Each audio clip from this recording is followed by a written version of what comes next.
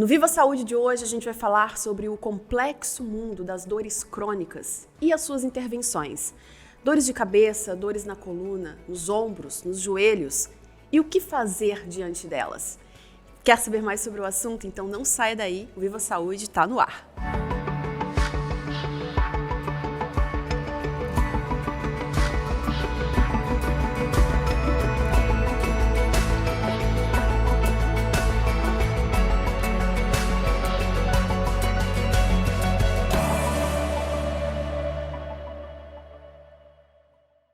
E em nome da Unicred e da Maria Rocha, eu recebo hoje aqui o anestesista, o Dr. Diego Fabres, para a gente conversar um pouquinho sobre esse complexo mundo aí das dores crônicas, né, doutor, e as suas intervenções. Primeiro, eu gostaria muito de agradecer a sua presença aqui com a gente. Agradeço também o convite, é um prazer estar aqui com vocês. E vamos ver o que a gente consegue esclarecer para todo mundo. Nossa, eu acho que tem muita coisa para a gente esclarecer. Doutor, vamos começar falando um pouquinho sobre as dores crônicas, né?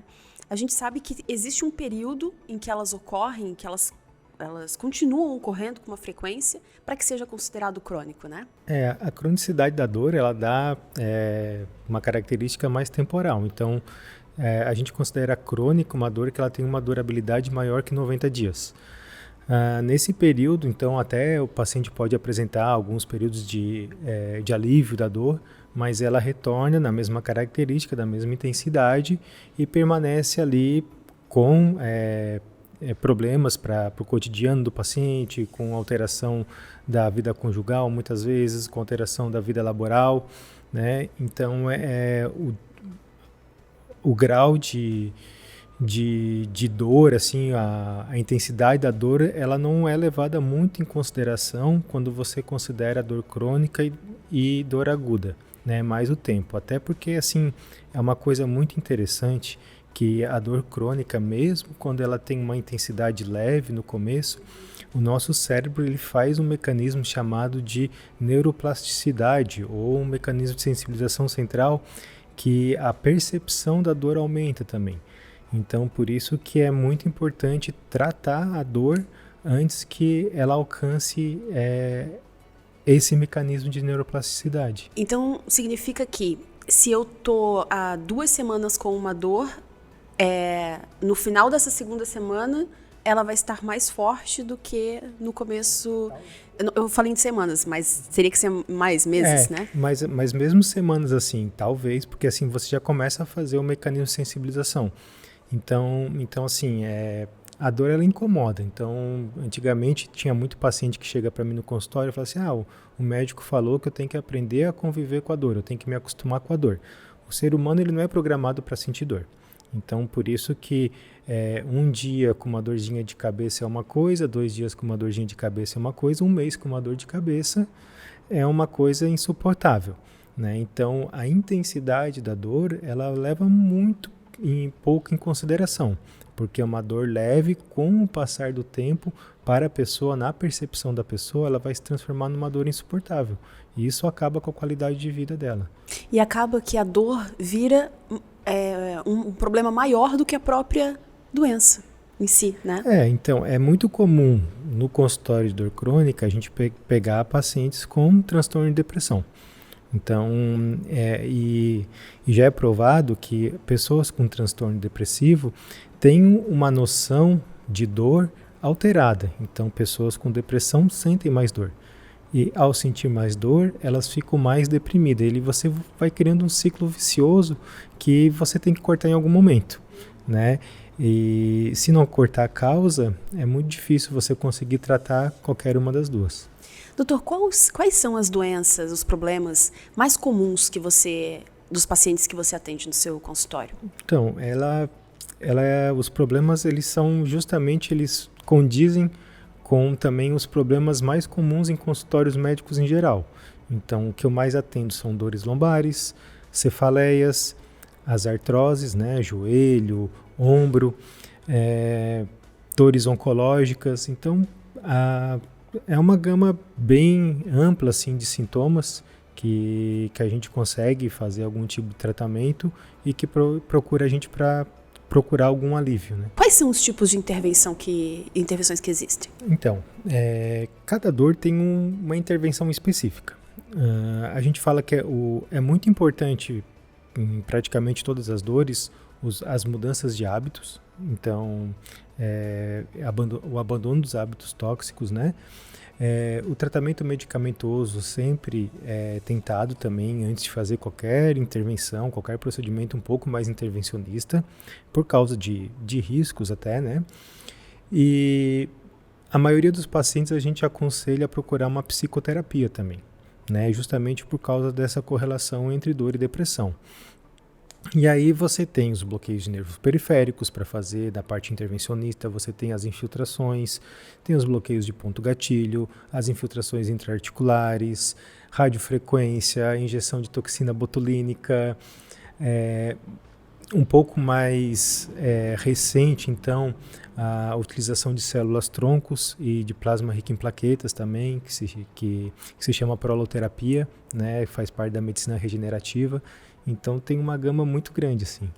Doutor, como que a gente acha que o Botox serve só para beleza, mas então na verdade ele também funciona como um medicamento? O Botox ele funciona como medicamento. A toxina botulínica, né, ela foi criada, chamada curare, né, para fazer uma paralisia muscular.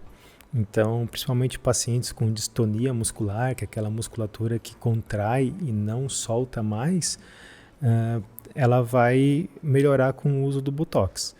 E, assim, é muito comum a gente pegar pessoas pós um acidente vascular cerebral, né, um AVC, ou um trauma raquimedular, que fazem distonia muscular, e a gente tem que botulizar para melhorar um pouco a qualidade de vida também.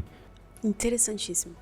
Doutor, qual é a diferença, eu não sei se existe, entre a infiltração e bloqueio? Existem diferenças? É basicamente a mesma coisa, só porque a infiltração justamente é você pegar uma medicação e depositar no local, né? Então pode ser intraarticular, pode ser no músculo, pode ser em qualquer lugar. O bloqueio a gente chama quando a gente bloqueia um território nervoso. Então quando a gente vai agir diretamente sobre o nervo, a gente chama de bloqueio. Mas basicamente os dois é a mesma coisa, né? Você vai depositar a medicação numa determinada região. E existem diferentes tipos de medicação ou todas basicamente das intervenções como da infiltração e do bloqueio são as mesmas? Não, existe diferentes tipos de medicação.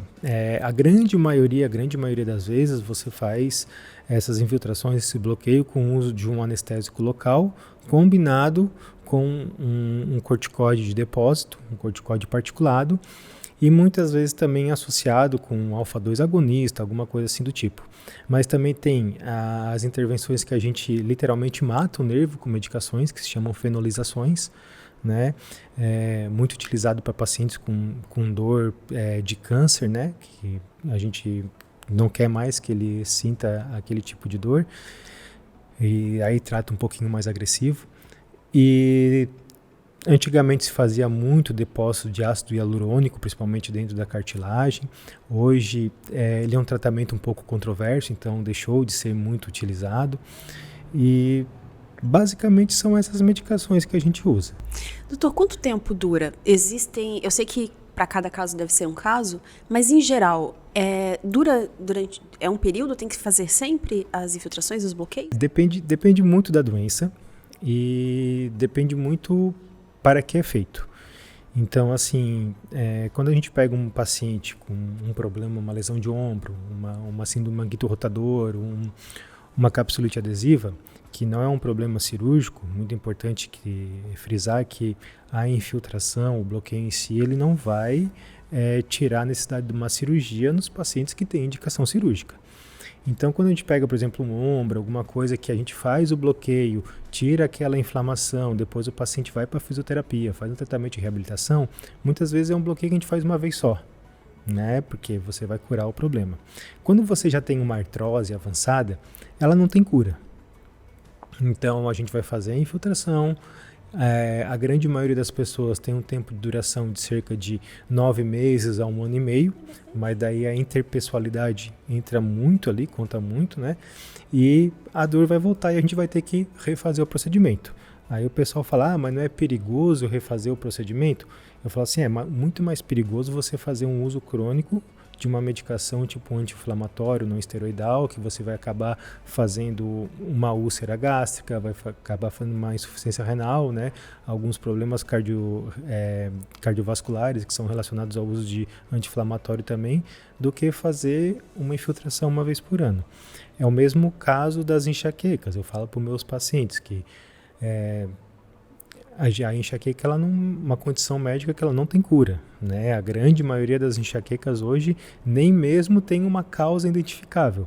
Então a gente faz o bloqueio, a gente bloqueia aquela região de inervação sensitiva do halo craniano e com o tempo a dor vai voltar. Geralmente dura cerca de 1 ano. E aí eu falo assim, a cada ano a gente vai ter que se rever, infelizmente.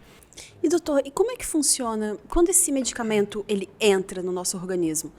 O que funciona para que a nossa dor pare de existir? A gente tem que sempre colocar uma medicação de alto peso molecular ou uma medicação particulada, justamente para evitar que o corpo tenha uma absorção muito grande.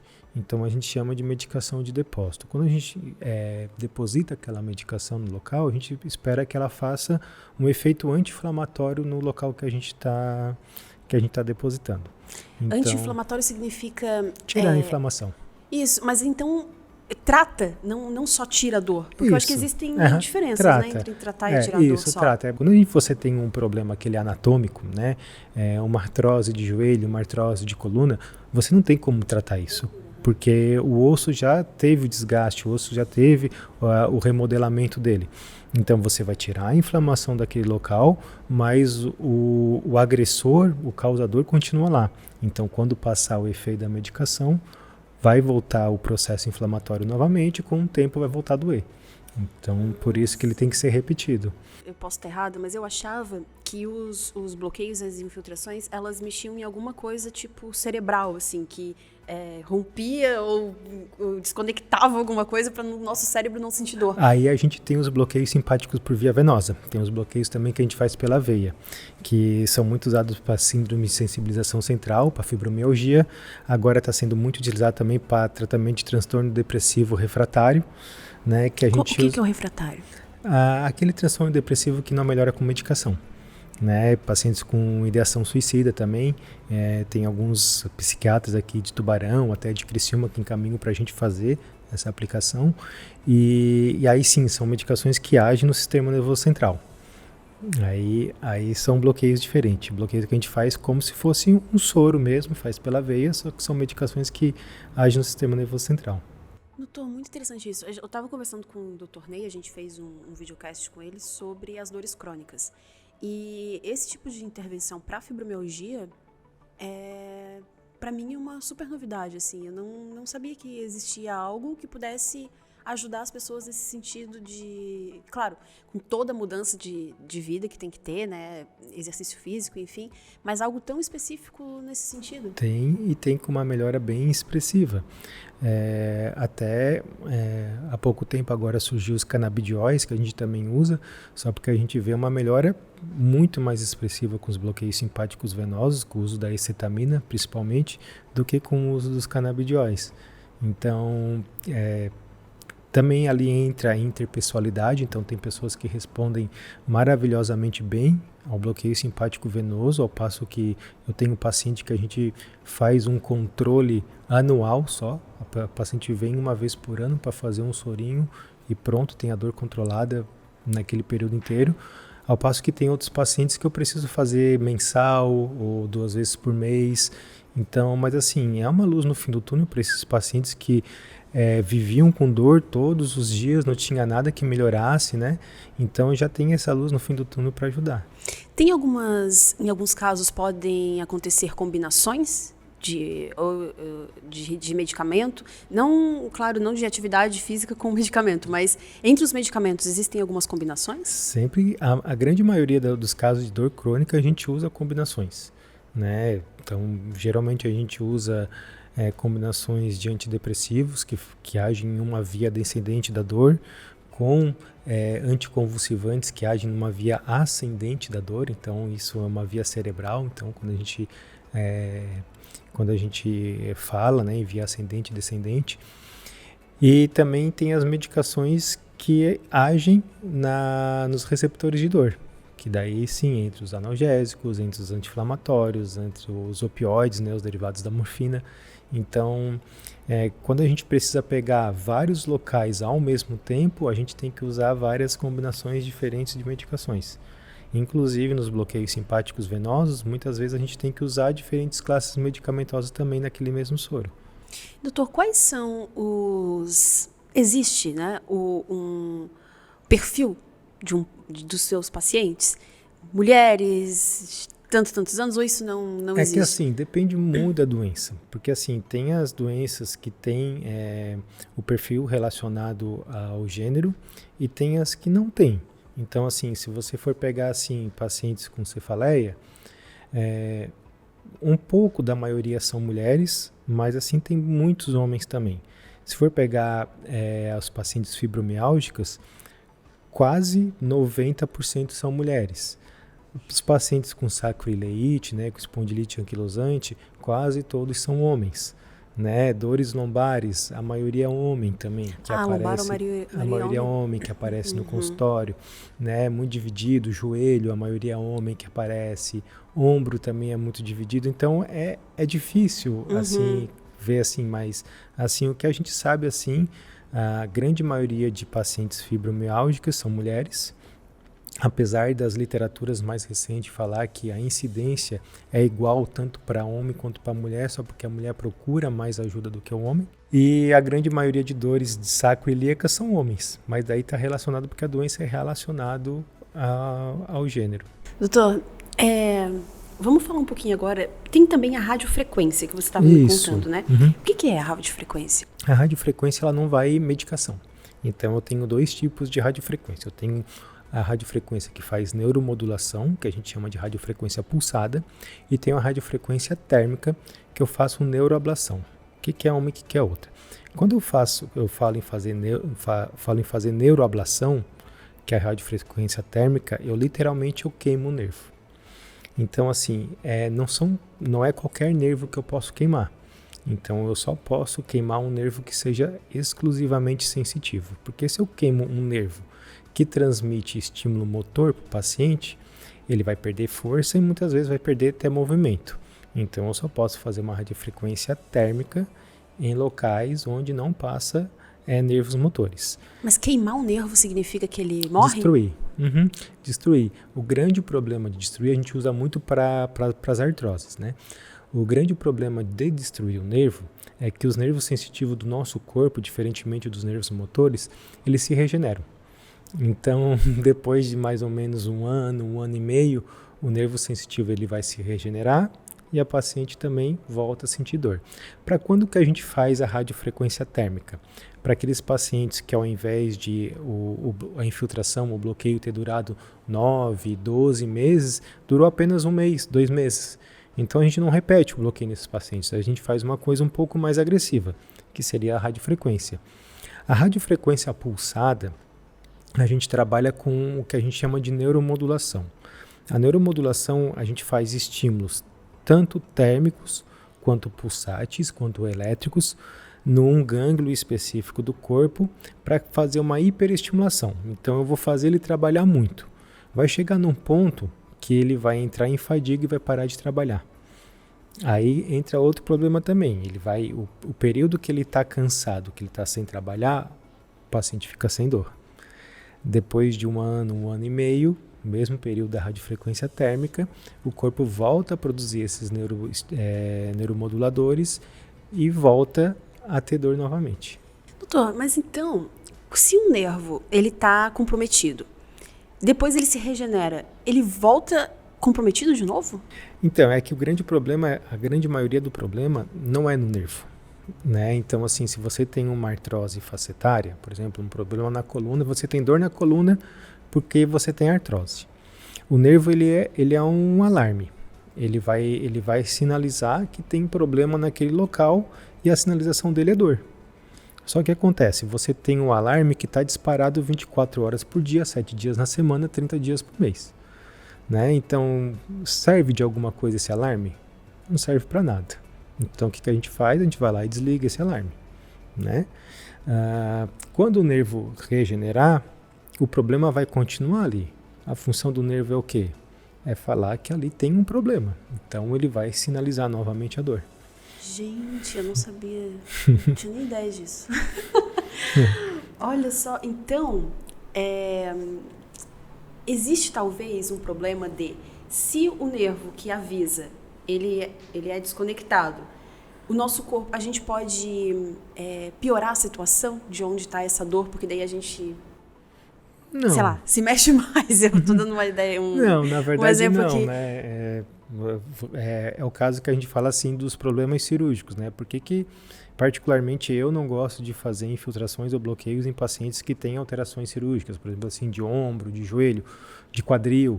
Por quê? Porque você vai tirar a dor, o paciente vai pensar que está melhor. Isso. E vai acabar forçando, né? Então, e aí vai muito da avaliação e vai muito de você conhecer o paciente, vai muito de você esclarecer para o paciente que ele pode não fazer e vai muito de ver qual é o objetivo que esse paciente tem.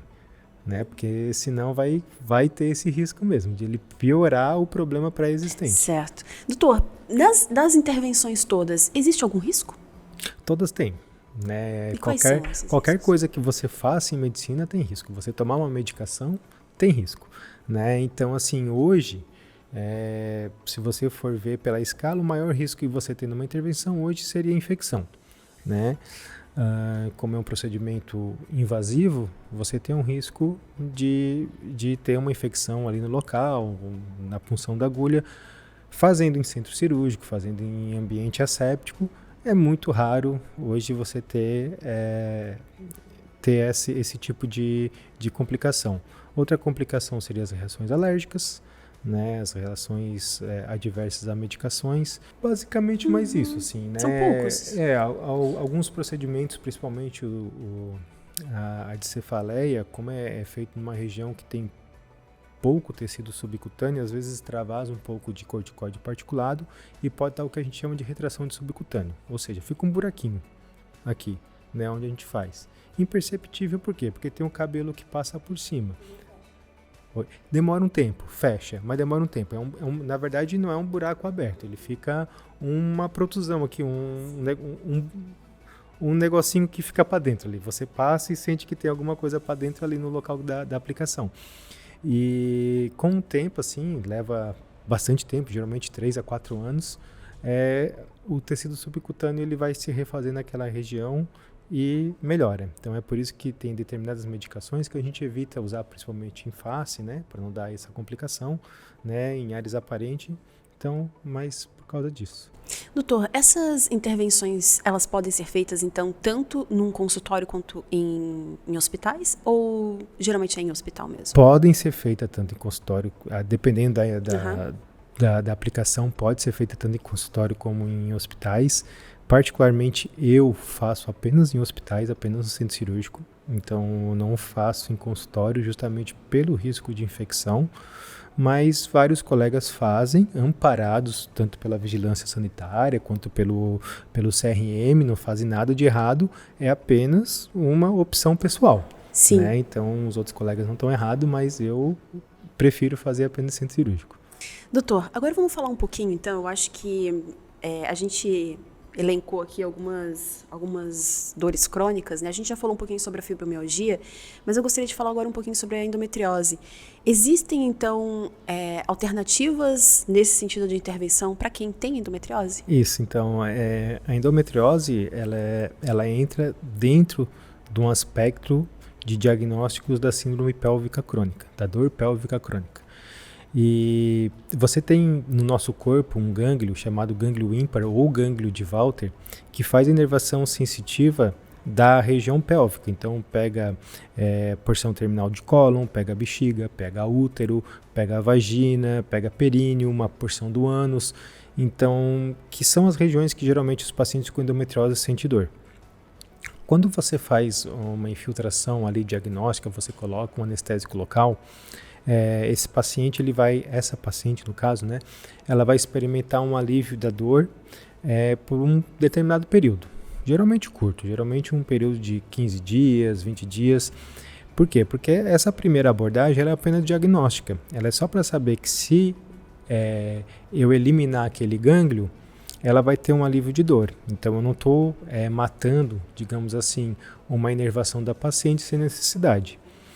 Se ela tem um bloqueio positivo, um bloqueio diagnóstico positivo, a gente faz o que a gente chama de fenolização. A gente usa uma substância chamada fenol, que é uma substância que literalmente ela vai queimar o nervo, sem precisar de radiofrequência. Então a gente deposita fenol sobre aquele gânglio, o fenol vai eliminar aquela inervação e a paciente, até o gânglio não se regenerar, vai ter um alívio de dor. Para quem que a gente indica para endometriose? Então, para aquelas pacientes que não têm indicação cirúrgica, né? Não tem o risco de fazer uma ruptura de alça intestinal, não tem complicações ovarianas, não tem complicações intratubárias, né? Então, onde a queixa unicamente é dor. E doutor, e tem alguma relação depois com a fertilidade? Já foi A endometriose, ela tem relação com a fertilidade. O bloqueio, nenhum. O bloqueio, ele simplesmente destrói a inervação sensitiva. Então, ele não tem relação nenhuma com ovulação, com nada. Né? Então... E é interessante também a gente falar, doutor, que assim, eu já tive, né, endometriose, e eu acho que realmente, assim como a fibromialgia, a endometriose ela também tem um certo grau de depressão vindo junto, porque as dores em si, quando elas são crônicas e já durante muito tempo, tu já não consegue mais reclamar, né? Tu começa a reclamar e vai falar, meu Deus, eu só reclamo. E assim, afeta a nossa qualidade de vida, afeta o trabalho. Eu não conseguia trabalhar em dias onde a minha menstruação vinha, por exemplo. Então, além dessas intervenções, eu acho que também é importante essa ajuda, assim, né, psicológica, de entendimento, né? Todas as dores, elas têm essa capacidade do desenvolvimento de uma depressão. Eu falo que ninguém é feliz tendo dor todo dia. É impossível. É literalmente impossível. Eu pego muitos pacientes, assim, no consultório, que você vê, assim, que ela tenta se manter para cima, tudo, mas no final da consulta ela fala assim, doutora, eu tô meio que fazendo um papel de atriz aqui, né, porque eu tento me parecer que eu tô bem, porque já tá chato eu reclamar todos os dias, né? Então, assim, o que a gente tenta realmente fazer, por exemplo, assim, vou ter que fazer um bloqueio de cefaleia todos os anos. Você fala com a pessoa que tem enxaqueca ou tem cefaleia diária, ela fala que é uma das 7 maravilhas do mundo você ficar 1 ano sem dor de cabeça. Então, devolução da qualidade de vida para o paciente, ela conta muito. Um paciente oncológico, por exemplo, eu não vou curar o câncer da pessoa, né? Eu vou aliviar a dor e vou dar uma qualidade de vida, às vezes, para o resto de vida que ela vai ter, né? Às vezes o paciente vai conseguir se curar do câncer, vai ter uma remissão completa, mas muitas vezes é um paciente paliativo, que ele quer o quê? Ele quer ter uma qualidade de vida para aproveitar o resto que ele tem. Então, a maioria dos bloqueios ele vem justamente para isso, para melhora da qualidade de vida. Com certeza. Doutor, a gente podia falar um pouquinho agora sobre as dores de cabeça. Você falou lá no início que ainda não se sabe realmente, né, o que acontece para as pessoas terem, mas existe algum indício, existe algum caminho? O que pode acontecer? Porque realmente tem pessoas que têm dores de cabeça todos os dias, né? É muito importante frisar que nem toda dor de cabeça é enxaqueca, né? A enxaqueca é um dos tipos de cefaleia. Né? Então explica isso pra gente, doutor, então, que eu não sei. Eu acho que a grande maioria das cefaleias que a gente tem, elas são chamadas de cefaleias cervicogênicas ou cefaleias tensionais, que elas são dores de cabeça, como o próprio nome diz, principalmente produzidas pelas contraturas musculares da musculatura do pescoço. Então você vai pegar geralmente a inervação do occipital, do nervo occipital maior ou menor, que vai fazer as dores de cabeça, né? A enxaqueca, ela é um dos tipos de dor de cabeça que ela é caracterizado por uma dor forte, né? Geralmente ela é unilateral, de um lado só da cabeça, na região temporal e muitas vezes acompanhada de outros sintomas neurológicos. Escotomas cintilantes, que são aqueles pontinhos brilhantes na vista. Muitos pacientes têm até sintomas de ficar com a boca torta, de ficar com o olho caído, que pode se confundir com um AVC, né, com um acidente vascular cerebral. Mas assim, ninguém tem enxaqueca todos os dias. Então a enxaqueca ela vem em crises. Uma crise ela vai durar de 3, geralmente 4 dias. E depois você vai experimentar um período sem dor. E aí depois ela vai lhe atacar de novo. Mas o caso mais comum da cefaleia é enxaqueca? É cefaleia tensional. Então, o mais comum é cefaleia tensional. A enxaqueca não é o mais comum pela literatura, a prevalência principal não é de enxaqueca. Mas a tensional, ela também pode ser crônica? Sim, também pode ser crônica. Geralmente, os pacientes que me procuram com cefaleia tensional, eles têm dor de cabeça todos os dias. E geralmente é aquela dor de cabeça que, quando está muito avançado, você já acorda e dorme com a dor de cabeça. Mas quando você está no ciclo normal, aquela dor de cabeça começa da metade da tarde para o final do dia, que é quando você já ativou muito a musculatura e se atencionou muito. Existem outros tipos de intervenção, por exemplo, eu não sei se uma fisioterapia pode ser chamada de intervenção, mas uma fisioterapia nesse caso poderia também ajudar? Trabalham muito com, eu não, né, porque eu não faço, mas encaminho muito para acupuntura, muito para liberação miofascial, né, muito... Massagem? Não é uma massagem, né? Tá. É uma liberação de pontos gatilhos. Mas feito por quem? Por fisioterapeuta. Tá. Por fisioterapeuta. E encaminho muito para atividade física, então pilates consegue fazer uma atividade boa, às vezes a atividade funcional bem acompanhado por um profissional de educação física também consegue dar um belo de um alívio para esse paciente. Então assim, não necessariamente você tenha que fazer um bloqueio para essa dor. Como eu falei, a primeira tentativa é sempre a mudança do hábito de vida, é você eliminar aqueles hábitos tóxicos e tentar ter um estilo mais saudável de vida. E aí depois que a gente vai eliminando e vai subindo os degrauzinhos do tratamento. E existem alguns exames também, doutor, que te auxiliam nisso? Você pede geralmente alguns exames? Para fazer o diagnóstico de cefaleia, no caso, geralmente a gente pede um exame de imagem do crânio para afastar outras doenças, na grande maioria, né? Então a gente sempre se preocupa quando você tem uma cefaleia, que possa ser um aneurisma, possa ser um processo expansivo intracraniano, né? No caso um câncer, né? Então a gente sempre se preocupa. Para outros tipos, por exemplo, se você chega com uma dor lombar, eu posso tentar deduzir do que seja essa dor lombar, né? Que é uma hernia de disco, pelo exame clínico é uma artrose facetária, mas quem vai me dizer é o exame de imagem. Então, eu vou precisar de uma ressonância. O ombro, muitas vezes, um ultrassom ou uma ressonância também me fala o que é. O joelho, às vezes, o próprio raio-x já ajuda. Então, geralmente, o nosso diagnóstico, você consegue praticamente selar na consulta, na conversa, mas o exame de imagem vai te corroborar o que é ou não. Certo. Doutor, quadril também tem? Tem, bastante. Bastante. Tendinites, síndrome piriforme, artrose de quadril sem indicação cirúrgica, o túnel do carpo. Síndrome labral. O túnel do carpo, então, o túnel do carpo geralmente ele é uma compressão nervosa.